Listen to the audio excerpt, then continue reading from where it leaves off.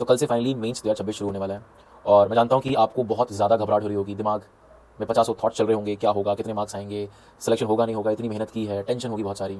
कैसा पेपर आएगा, क्या ईजी होगा, क्या डिफिकल्ट, पचासों थॉट्स। मैं ये सब इसलिए बोल सकता हूँ कि जब मैं 15 साल पहले पेपर देने के लिए बैठा था, मतलब आप सोचिए कि हालत ये थी कि एसी वाले रूम में भी पसीना आ जाए, कुछ ऐसी हालत थी मेरी।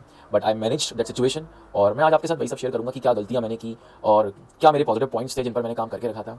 तो कुछ स्ट्रेटजीज थी जो मैंने अपने पास रखी थी कि अगर मान के चलो, अगर आपकी कोई स्ट्रेटजी काम नहीं करती, मतलब बेसिकली आपने पेपर लगाना शुरू किया और आप घबरा गए और आपको दिख रहा है पहले 15 मिनट में कि यार मेरे से तो कुछ हो नहीं रहा है, या आपने आधा घंटा ट्राई कर लिया और आपसे कुछ हो नहीं रहा है, तो मैं आपको बोलूँगा स्लो डाउन।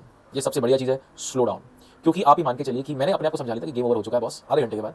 और ये मैंने बोला था खुद को कि अगर ऐसा हो तो गेम ओवर हो चुका है, और उस समय स्लो डाउन करो। स्लो डाउन होने से क्या होता है कि कामनेस आती है और आपसे सवाल लगना शुरू हो जाते हैं, और जैसे ही सवाल लगना शुरू हो जाए कॉन्फिडेंस आता है, और जैसे ही कॉन्फिडेंस आता है अगला थॉट, गेम ऑन।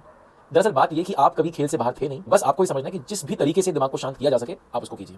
दूसरी बात, मैंने अपने एग्जाम के अंदर टाइम को बांट रखा था 15 मिनट 20 मिनट के स्लॉट में। मेरा बस ये टारगेट था कि मैं हर 15-20 मिनट में 5 से 6 सवाल लगाऊं। ऐसा इसलिए किया मैंने, कई बार मॉक टेस्ट के दौरान मैं क्वेश्चन लगाते लगाते खो जाता था या किसी क्वेश्चन में टाइम वेस्ट कर जाता था।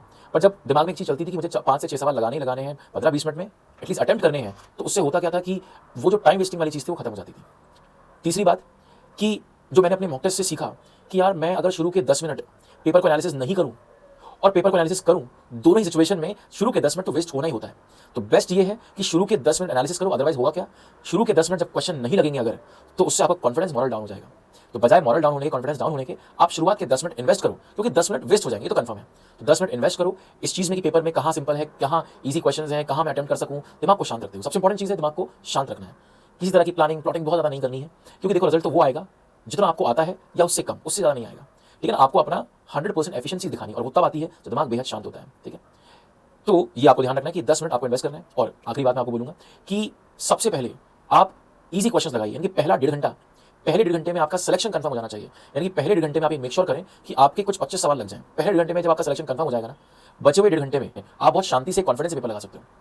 तो पहले 1.5 घंटे में 25 सवाल का टारगेट रखो, कम से कम कट ऑफ क्लियर कर लो, और उसके बाद अगले 1 घंटे में मॉडरेट सवाल, और उसके बाद आखिर 15-20 मिनट में डिफिकल्ट सवाल। अब बात यह कि मैं कैसे पता लगाता था कि ये इजी होगा या ये मुश्किल होगा या डिफिकल्ट मॉडरेट होगा, कैसे?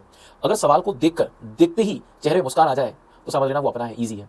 सवाल को देखकर हवा तो लग रही है पर थोड़ा सा कंफ्यूजन है, वो मॉडरेट।